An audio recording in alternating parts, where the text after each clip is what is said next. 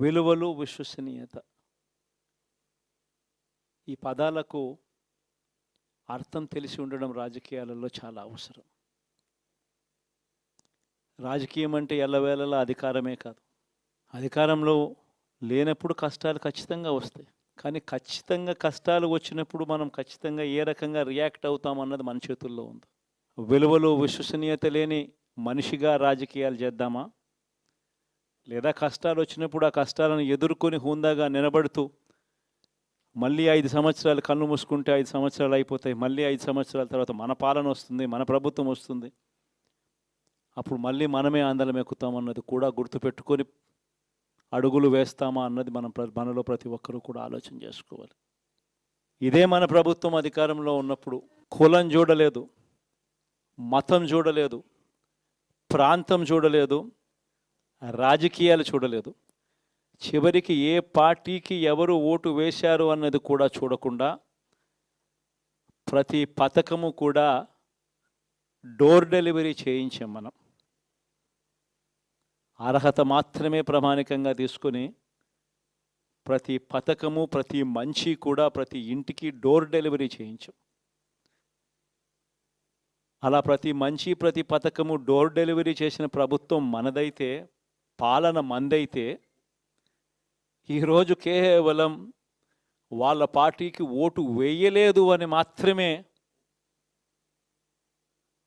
ఓటుకు వేయకపోవడమే పాపం అన్నట్టుగా ఈరోజు రావణ కాష్టం సృష్టిస్తూ ఉన్నారు, విధ్వంసం చేస్తూ ఉన్నారు,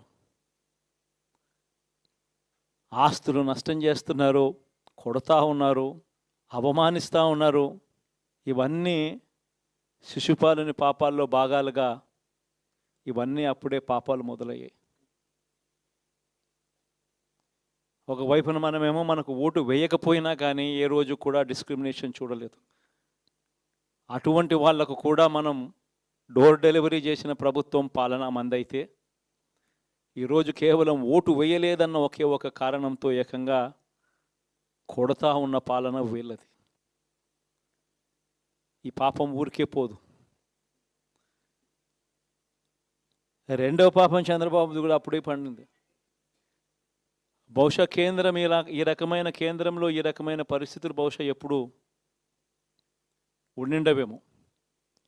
ఈ రకంగా కేంద్రంలో 240 ఎంపీలు మాత్రమే వచ్చిన పరిస్థితులు, రాష్ట్రంలో ఏకంగా వీళ్ళకు కూడా ఈ మాదిరిగా మంచి నెంబర్లు వచ్చిన పరిస్థితులు, ఎన్డీఏలో మళ్ళీ చక్రం తిప్పుతా ఉన్న పరిస్థితులు.